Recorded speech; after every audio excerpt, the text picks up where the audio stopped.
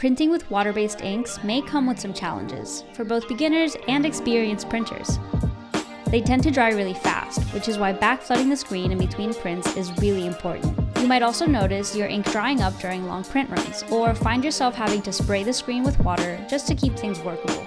Our new water-based retarder helps solve that issue by giving water-based ink a slower drying time, giving you more time to print without the ink drying up on the screen.